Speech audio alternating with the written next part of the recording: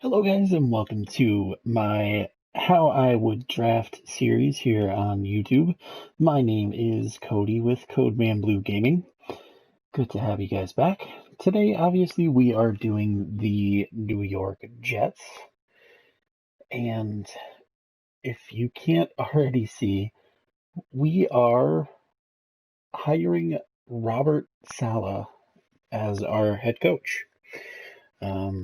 The other thing that I would do in this scenario is I would bring in the offensive coordinator from the Los Angeles Chargers. Obviously, their offense was not their problem this year. It was some mistakes by Anthony Lynn. So whoever was calling that offense is going to come with Robert to New York. And of course, he has the San Francisco defense. So that is what we're going to do here. I'm excited to get into the offseason and see who's available on free agency, as well as to see how the draft board shakes out. All right, so here we are in week one of the offseason. As we can see up in the top left corner, it looks like the Buffalo Bills wound up losing in the Super Bowl again, this time to the Green Bay Packers, which is probably a very good matchup if it were to happen this year. Two really good offenses. But let's get to who we have to re-sign, These possibly. players are on the last year of their contract. Re-sign. Marcus May, that's kind of an expensive deal for somebody that's 28. I think we'd let him hit free agency. Poole's not too expensive. Perriman wants a 3-year deal at 20 mil.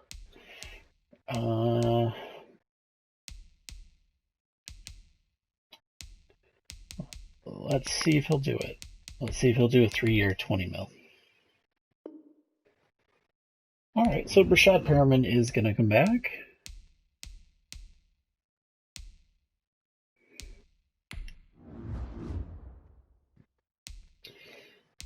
That seems a lot for Elflin.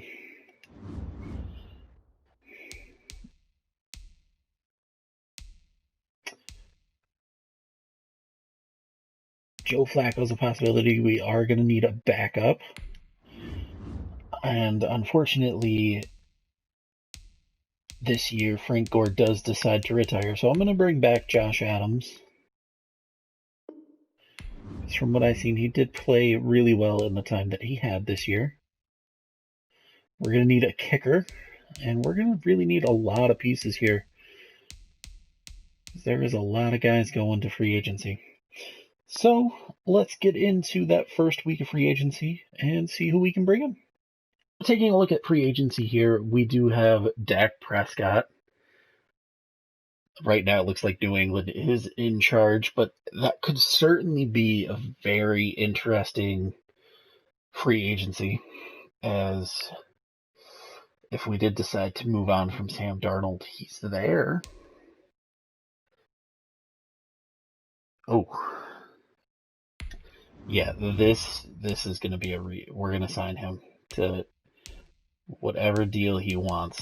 We're going to bring in J.C. Jackson, who played amazing this year for the Patriots. I've never seen him on the free agent market. So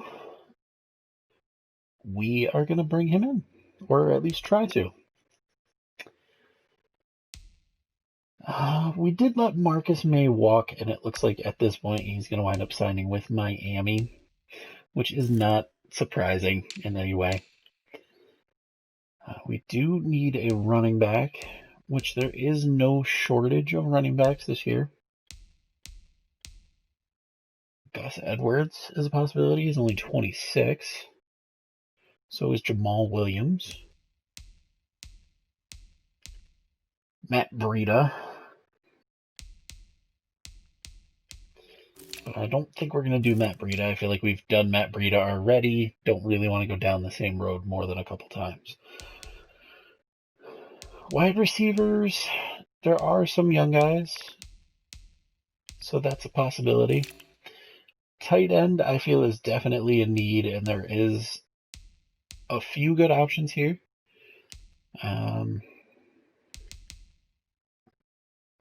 Definitely don't want to bring in Gronk, but it would be interesting.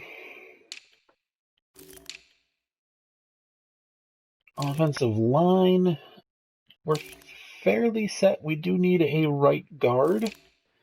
Could reunite with Brian Winters. And we do need a right tackle. Left end, I might just let Franklin Myers go, see what he can do next year. A defensive tackle is definitely a need. Could maybe reunite with Snacks.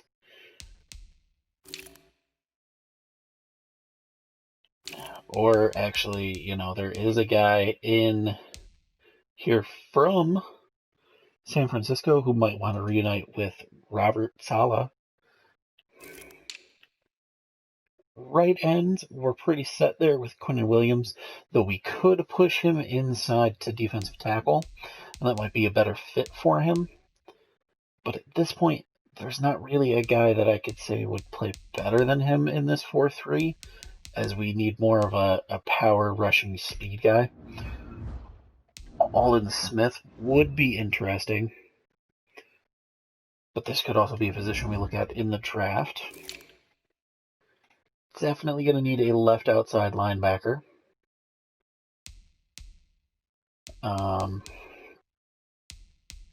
Me liking to do the career renaissance. We could bring in Shaquem Griffin, who did play for a little bit in Seattle. So he is coming from that same kind of defense that Robert Saleh likes to play. That would be an interesting fit. At middle linebacker, we are going to stick with CJ Mosley. We do need a right outside linebacker, so a Bud Dupree does seem to be a scheme fit there. But he is 28 and wants a big deal. And honestly, I'm not looking to make big deals. Maybe an Alex Anzalone, who is a little cheaper on a 4-year deal versus $50 million over 5. Corner, obviously, we are going to go after J.C. Jackson. We could try to bring back Poole, but he does have 2 bids on him already. We could go a little bit New England West, bringing in Malcolm Butler and J.C. Jackson, which to me would be interesting. Safety, we do need a safety. We could Renaissance Earl Thomas. And then we do need a strong safety as well. And my thoughts are we might get on this bid here for Keanu Neal. Just because he's 26 and probably going to be a little cheaper than bringing back Marcus May.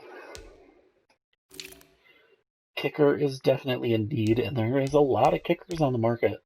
So I don't think we're going to have any trouble bringing in somebody.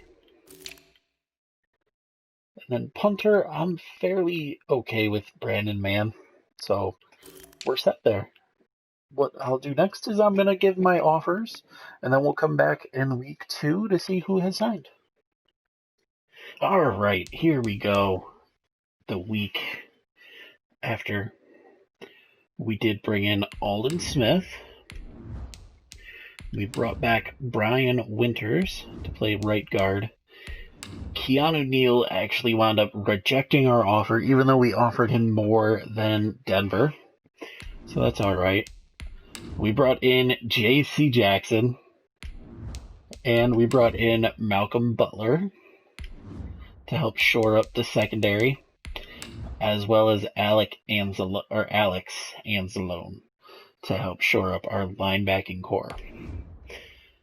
Now, looking at the draft, obviously each player has a combine grade. Now this score there are a few guys combine performance tells you how players speed that makes sense for us here. Justin Fields, Gregory Russo could also make sense.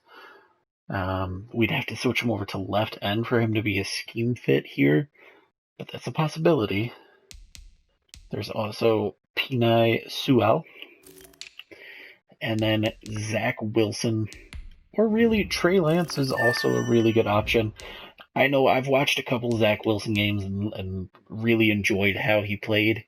So, I think for me it's between Justin Fields, Zach Wilson, and Pinay Sewell, just to really set up our offensive line, because we could switch Mekhi Becton over to right tackle. Gregory Russo is very intriguing, and I'm not sure I really want to pass him up here, but I just don't think that is what I could do if that was the options, especially after we just brought in Aldon Smith to play that right end position. So it's going to be a lot of scouting here between the end of free agency and the draft so that we can pinpoint who we're going to take with the number 2 pick. All right, guys, here we are at the NFL draft. Obviously, the draft order isn't exactly how it worked out in real life. I'm going to try to do that going forward so it's a little more realistic for you guys, and get you more into this draft coming up this year. But at least the first 2 picks are correct. So let's see who Jacksonville takes with pick number 1. A surprise. They pass on Trevor Lawrence. Now this completely changes everything.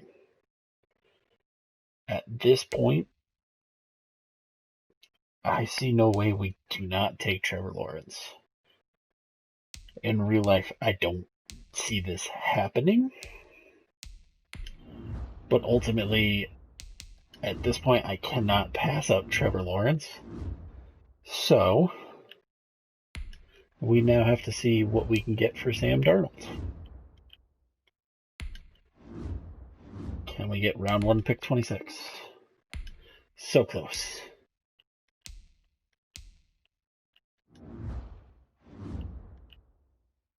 Round 1, pick 20.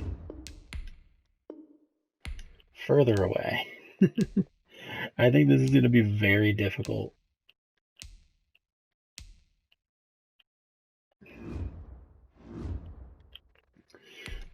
Round 1, pick 5. Definitely not. But maybe we can get that second round selection. Oh, it's close. Pick 17, maybe? Just because they know they need a quarterback? No. Alright, let's try to get this second round pick from the Colts. With a little Madden cheese.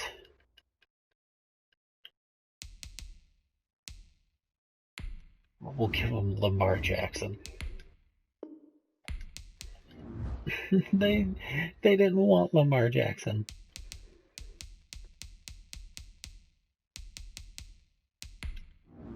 See if this helps it.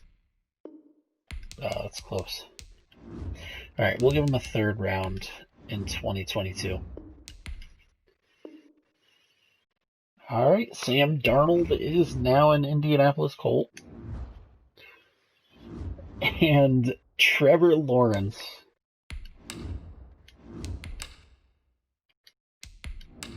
Let me check something just to see if there is any team close enough. Ooh. That's an interesting offer. Pick number 6, pick 28 next year, and a 5th rounder. Miami is already, that's the best offer right there, but it's Miami.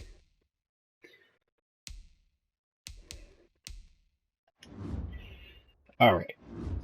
Waited on this long enough. We know who we're taking. The board fell amazingly to us. I didn't really think it was going to happen that way. I really thought the Jags were going to take Trevor Lawrence. But the Chargers are now on the clock. Welcome to New York, Trevor Lawrence, in a super surprise. He's going to be the future. I'm going to look at the draft recap here. Honestly, there was a lot of stuff that I didn't expect to happen in this draft. But pick number 1, the Jaguars pass on a franchise quarterback and drop Trevor Lawrence into our lap. I mean, obviously, as you guys can tell by looking at the photo I used for this, I didn't think we'd even have a chance to get Trevor Lawrence. So, with him falling to us, obviously we had to take him. With our second first-round pick, we took Patrick Jones II from Pittsburgh. He is going to wind up being a backup to our right end position there and eventually take over that spot from Aldon Smith. Falling again into the second round was Travis Etienne. This player's development trait is hidden. Put this and there's just you can't pass up Travis Etienne. He's going to start and hopefully be amazing for us. Another guy that fell into our lap, Kyle Pitts out of Florida. I just couldn't pass him up. In the third round, we took Jabril Cox out of LSU. I think he's going to be a great fit in the defense, even though he's going to start as a backup. But I think eventually he'll wind up being the starter. The fourth round took a little-known tackle out of northern Iowa named Spencer Brown. He's 6'9", and I'm going to have him start at right tackle when we go through the season and see what happens. And then this one was just kind of a bust. Just a random generated guy in the class that I put together. Sidney Grant out of Oregon, a 62 overall defensive tackle. Not the worst, but not the best. Overall, I think this is a very good draft class for the Jets to build on here. And really, if this is how the board shook out somehow, I would not be upset at all. Obviously, getting a high second-round pick for Sam Darnold really helped, as that got us Kyle Pitts in this scenario. Ultimately, I do think if Jacksonville did pass on Trevor Lawrence, any team that picked number 2 would take Trevor Lawrence. So I really didn't have a choice here. It was not how I had planned on this one shaking out at all. But I feel like doing it as if you were the general manager, could you pass up on Trevor Lawrence if he's there? I think the answer to that is always going to be no. So let's just take a quick look at the starting lineup going into the 2021 season. Obviously, the quarterback is Trevor Lawrence, with Joe Flacco and James Morgan as the backups. Travis Etienne is going to be the starting running back with Leonard Fournette and Josh Adams behind him. Receiver, we made a little splash in free agency. We brought in Antonio Brown to start outside with Rashad Perriman, and then Jamison Crowder in the slot, and Denzel Mims as the number 4. At tight end, you're going to have Gerald Everett, Kyle Pitts, and Chris Herndon. Starting right tackle, Spencer Brown. Starting right guard, Brian Winters. Starting center, Connor McGovern. Starting left guard, I believe it's Alex Lewis. And, of course, left tackle is going to be Mekhi Becton. On defense, your starting corners are Malcolm Butler and J.C. Jackson, with the backups and slot being Bryce Hall and Blesson Austin.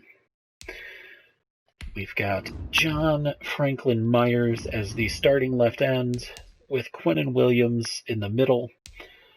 Aldon Smith starting right end, with Patrick Jones getting him some time as our rush defensive tackle. Starting safeties are going to be Earl Thomas and Carl Joseph. Ashton Davis is hopefully going to develop into the replacement for Earl Thomas, but I figured with Robert Salah coming here, it would be a good time to try to bring Earl Thomas back. Starting linebackers are going to be Shaquem Griffin on the right and Alex Anzalone on the left. We got to flip those, actually. It's going to be Alex Anzalone on the right and Shaquem on the left. Then in the middle is going to be C.J. Mosley. Our kicker is Will Lutz, and punter is going to be Brandon Mann. So, let me make those switches, and then we'll bring you back and see how the season went for this new Jets team. There it is. We know the sign here of the players being signed from the practice squad means we did not make the playoffs year one with Trevor Lawrence, which is, of course, very unfortunate, as I thought we had put a good team together here. Ultimately, the team finishes 5-11, which would put them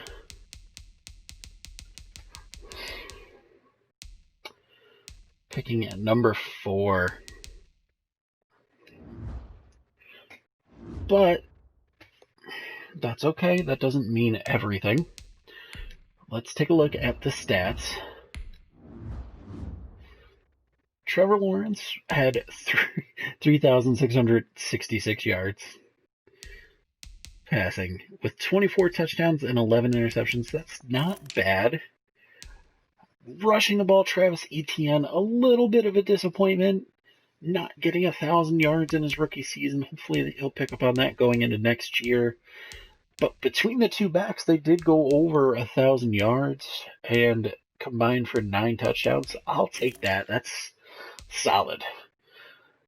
Receiving, Antonio Brown had 72 catches, 949 and 5. 60 catches, almost 930 yards for Crowder with 8 touchdowns.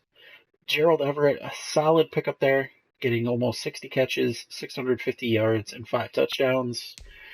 Perriman, solid numbers, not great, but solid. Etienne added 300 yards on the ground and 3 touchdowns, so that does put him over 1,000 yards total for the year. Blocking, that's where the troubles lie. Spencer Brown gave up 13 sacks, and Mekhi Becton gave up 14. Defensively, Alex Anzalone led us in tackles with 136. Second was C.J. Mosley with 127, which are really great numbers. It's good to have those two leading us in tackles. Sacks were a little disappointing. Aldon Smith had 6.5. C.J. Mosley was second on the team with 4.5. And that's not good when your middle linebacker is getting 4.5 sacks and is second on your team. Obviously, the defense needs to step it up. Patrick Jones II wound up having 3 in his rookie year. We got 3 from Quinnen Williams at D tackle, so that's fairly good, at least in terms of the Madden sim, but we definitely need to get more pressure on the quarterback. Interceptions, we had 2 to Shaquem Griffin, 2 for J.C. Jackson, 1 for Mosley, 1 for Butler, and 1 for Earl Thomas. So ultimately, not the best numbers. Will Lutz, solid as usual. 17 out of 19. We'll take it. Punting, Braden Mann did fairly well, but obviously punting is not a big deal. Let me just take a look to see if anybody did get nominated for any awards.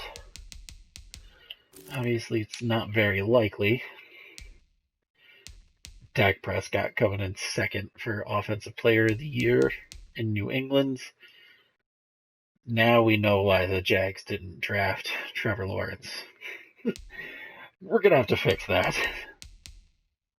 Trey Lance coming in at 8. So they wound up playing Trey Lance over And I feel so bad for him. Sam Darnold not playing in Indy. They went with Trey Lance instead. Defensive Player of the Year goes to Myles Garrett. We have 2 Jets on the list, C.J. Mosley and Alex Anzalone. Both made the list. Offensive Rookie of the Year goes to Trey Lance over Trevor Lawrence and Travis Etienne. Defensive Rookie of the Year goes to the safety out of Florida State, who wound up going to the Steelers, who had a horrible year by their standards, with Gregory Rousseau at second, Christian Barmore at third, and Patrick Jones the second coming in at number 4. Best quarterback, Patty Mahomes, no Jets. Best running back, no Jets. Best wide receiver, no Jets. Best offensive lineman, nothing. Best defensive lineman, nobody. Best linebacker, C.J. Mosley at 5 and Alex Anzalone at 8. Best defensive back, not a chance. Didn't even have the best kicker. Ultimately, not how I was hoping year one would go, but we all know it is going to be a building process here in New York, and I do think Robert Saleh is the guy for the job. So, New York, if you do wind up watching this video, sign the man, bring in a great offensive coordinator. He's going to have your defense being an amazing defense, and you guys are going to turn things around. So, guys, if you'd like to see more of these videos, please like this video, subscribe to the channel, and we'll see you next time where we're going to do pick number 3 in the draft.